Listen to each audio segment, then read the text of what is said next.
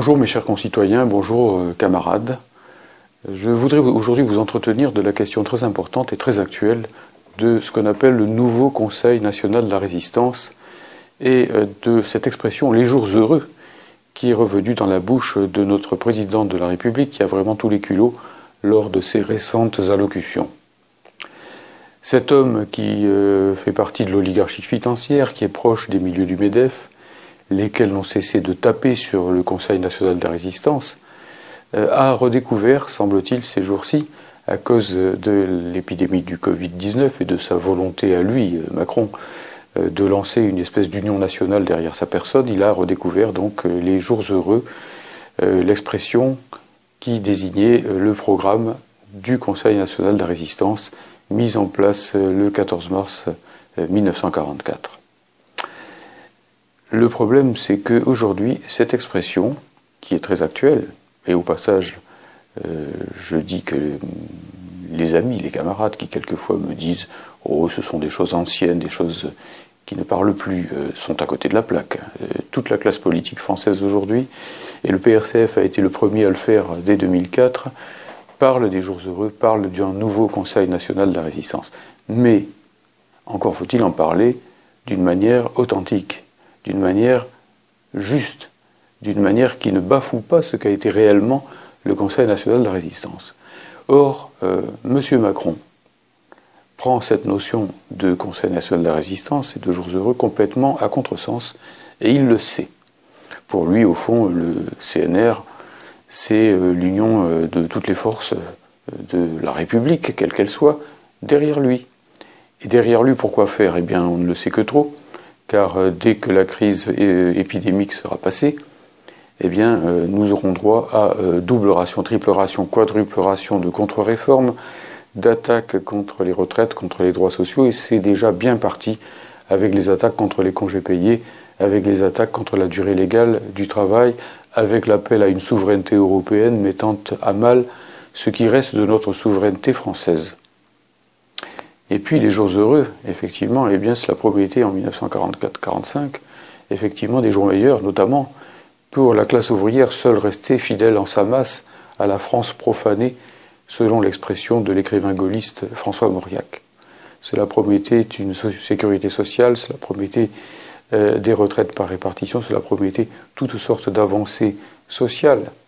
avec le recouvrement de l'indépendance nationale et l'élargissement de la démocratie. C'est le contraire même de ce que veut faire M. Macron. Et les gens qui marcheront dans ce simili-CNR, ce CNR à l'envers en quelque sorte, que veut faire M. Macron, seront en réalité complètement félons, complètement traîtres aux idéaux de la résistance pour lesquels se sont battus nos anciens, pour lesquels se sont battus, par exemple, le président du PRCF, Léon Landini,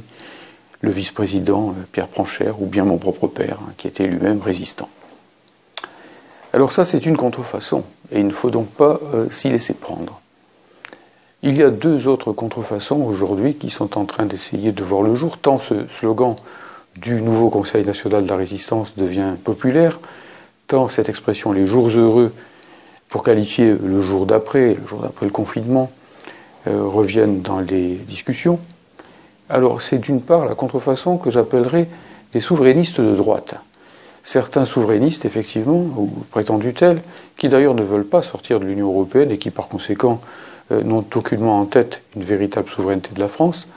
disent en somme qu'il faut faire une sorte d'alliance de tous ceux qui veulent, d'une manière ou d'une autre, de Dupont-Aignan à Marine Le Pen, en passant par je ne sais qui, former une sorte d'arc patriotique. Oui, mais un arc patriotique qui ne romprait pas avec l'Union européenne n'irait pas loin, puisque l'Union européenne cadre absolument tous les faits et gestes de la République française. Je rappelle qu'il y a eu 63 sommations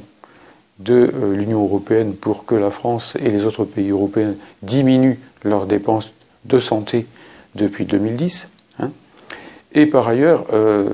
nous n'avons rien à faire, nous, les communistes, et nous, les démocrates, et nous, les républicains, avec des gens qui, d'une manière ou d'une autre, flirteraient avec la xénophobie, avec le racisme, avec tout ce que nos anciens ont combattu justement quand ils sont entrés en résistance contre Hitler et contre Vichy, c'est-à-dire contre des racistes et contre des xénophobes au carré. Il y a une ligne rouge, pour nous, une ligne infranchissable. Jamais nous ne ferons la moindre union avec des gens qui se laisseraient entraîner à des thématiques fascisantes, à des thématiques xénophobes, à des thématiques racistes. Le Conseil national de la résistance, c'était pas ça du tout, c'était même strictement l'inverse. Laissons donc de côté cette grossière contrefaçon qui est celle des souverainistes qui veulent au fond éteindre les différences entre la droite et la gauche, parce qu'ils ne veulent tout simplement pas entendre parler pour finir de lutte contre le grand capital, contre l'oligarchie, et parce qu'ils veulent en réalité éteindre, comme si c'était possible, la lutte des classes au nom de la patrie. C'est pas possible, parce qu'il y a dans la patrie, justement, dans la nation, dans la France actuelle, il y a des gens qui combattent la France et qui veulent la détruire. Et il y a des gens qui veulent effectivement la défendre. C'était déjà le cas dans les années de l'occupation, où toute une partie de ceux qui se disaient nationalistes collaboraient avec Hitler et détruisaient le pays, et où une autre partie, autour des francs-tireurs et partisans de France, par exemple, autour de la France libre gaulliste, voulait effectivement sauver la patrie, la restaurer véritablement. Entre ces deux pôles, il ne peut pas y avoir d'entente. Et dire qu'on peut faire un Conseil national de la résistance en mélangeant ainsi, en quelque sorte, eh bien, le prédateur et la proie, c'est mentir aux gens. Et enfin, il y a une autre contrefaçon que l'on voit aussi très à la mode, fréquentée surtout par des gens qui se réclament de la gauche, d'une certaine euro-gauche, d'une certaine euro-extrême gauche, même quelquefois, et qui d'un seul coup, y compris chez des trotskistes qui ont combattu à mort le Parti communiste français dans les années de la résistance et de la libération, puis qui ont combattu le Conseil national de la résistance, qui ne voyaient là que collaboration de classe, les trotskistes par exemple, et qui d'un seul coup se mettent à parler du CNR, se mettent à parler des jours heureux, disent qu'ils veulent de nouveaux jours heureux. Mais quel culot extraordinaire, mais quel culot extravagant par rapport à l'histoire, quel mépris par rapport aux efforts de tous ceux qui sont morts dans ces années-là en criant « Vive la France !» alors que, comme on le sait bien, toute une partie de cette fausse gauche et de cette fausse extrême gauche ne peut pas voir la France en peinture, ne peut pas voir le drapeau français et confond même ce drapeau qui est né sur le champ de bataille de Valmy pour combattre les rois et pour mettre en place les valeurs de liberté, d'égalité et de fraternité, pour confondre ce drapeau avec le fascisme. Pire contresens historique, politique, on ne peut pas faire évidemment et se réclamer d'un tel CNR alors que l'on est contre l'indépendance nationale frise complètement le ridicule, si ce n'est l'odieux. En réalité, surtout, cette fausse gauche ou cette fausse extrême gauche veut bien se rouler dans les références au CNR et aux jours heureux, mais uniquement pour des raisons, au fond, électoralistes, pour faire une espèce de large union de la gauche. Le PS étant discrédité, il faut bien trouver quelque chose pour se mettre sous la dent. Et donc, on va se servir impunément du CNR. Seulement, on oublie une chose, c'est que le CNR et les valeurs qu'il portait sont strictement incompatibles, antinomiques, de la construction européenne de laquelle ces gens-là ne veulent pas se distinguer. Et oui, car il y a beaucoup de ces gens qui se réclament du CNR, qui se réclament en parole du CNR et des jours heureux, qui ne veulent surtout pas rompre avec l'Union européenne, qui supplient l'Union européenne, la Banque européenne, la Commission européenne, etc., d'avoir une bonne politique sociale pour qu'enfin on puisse alimenter les services publics, la protection sociale, restaurer l'hôpital, etc., comme si ce n'était pas justement les dictates de l'Union européenne approuvés par toute la classe politique privilégiée française, y compris le Parti socialiste, qui avait démoli les services publics, la protection sociale, le produire en France, l'industrie française, l'agriculture nationale et ainsi de suite. Eh bien nous, militants franchement communistes et franchement héritiers des combats des communistes de cette époque-là,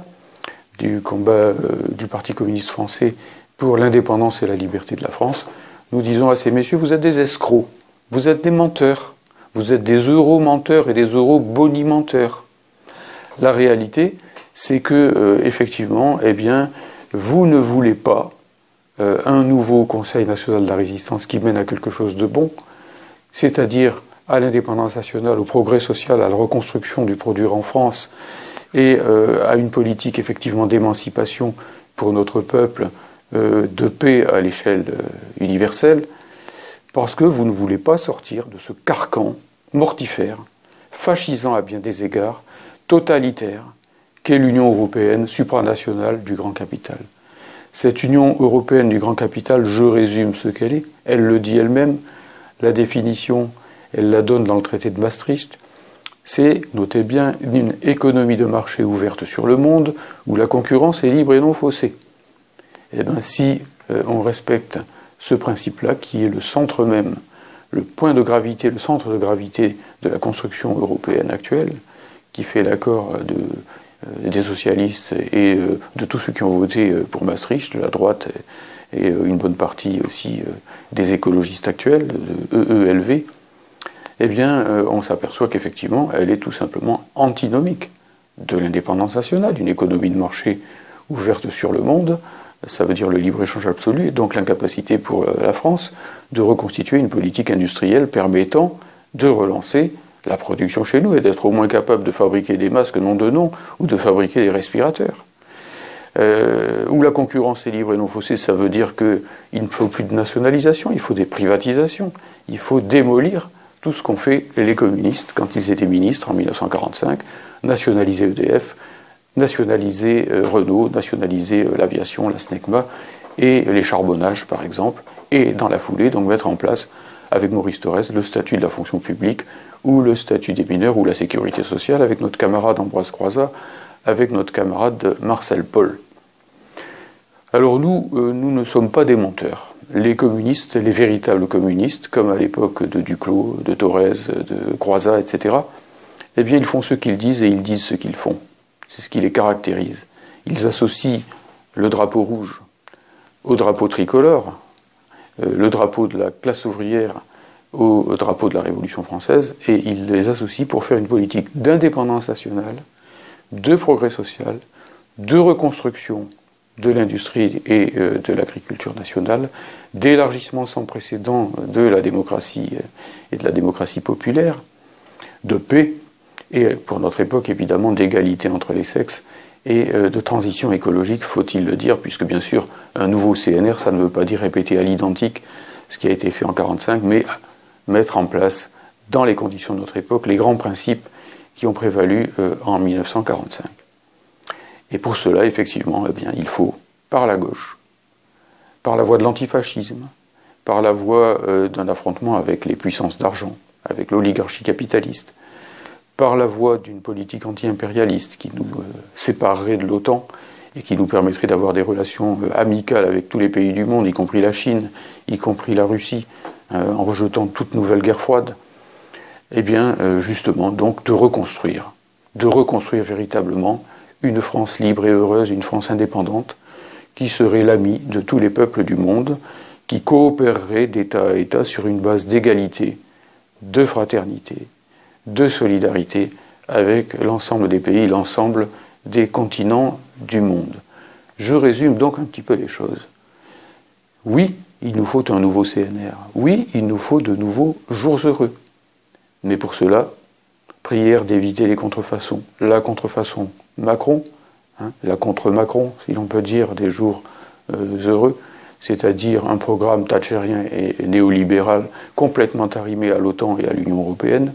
la contrefaçon des faux souverainistes qui veulent en réalité étouffer la lutte des classes, étouffer le combat contre le grand capital, alors qu'il faut le mener pour que la France retrouve son indépendance, la contrefaçon de la fausse gauche qui parle de ce nouveau CNR, qui parle de jours heureux, etc., mais qui ne veut pas sortir de l'Union européenne, qui défend l'Union européenne, voilà, et qui par conséquent promet à la fois tout et le contraire. Et au contraire, il nous faut retrouver l'esprit des jours heureux, des jours de 1943, 44, 45, quand notre pays a été libéré très largement par, d'une part, la coalition antifasciste mondiale avec à sa tête l'Union soviétique, et par, en France même, les glorieuses troupes des FTP, des FTP-MOI et des FFI, et donc combattre pour cela le grand capital. J'observe que d'ailleurs, dans le CNR, qui n'était pas une union nationale telle qu'on l'entend, telle que c'est, c'était pas une union sacrée telle qu'on l'a vue en 1914, dans le CNR, effectivement, les communistes pesaient lourd et on ne voyait pas le grand patronat. Il n'était pas là, tout simplement, parce qu'il avait tellement collaboré qu'il rasait les murs. Et quant à l'extrême droite, eh bien, elle aussi, elle était à Vichy. L'extrême droite, c'était pas dans le CNR qu'on l'a trouvé. Donc, nous, on veut un vrai CNR, un CNR dans lequel le MEDEF n'aura pas comment dirais-je, voix au chapitre, dans lequel l'extrême droite, effectivement, sera non pas associée mais combattue. Un CNR qui, par contre, pourra associer tous ceux qui veulent reconstruire la France sur les bases de la justice sociale, de la liberté, de l'égalité, de la fraternité, y compris ceux qui représenteront les couches moyennes, y compris ceux qui représenteront les couches moyennes indépendantes, les travailleurs indépendants, les PME, etc. Hein, bienvenue, mais dans une perspective de reconstruction. Et pour cela, il faudra affronter le grand capital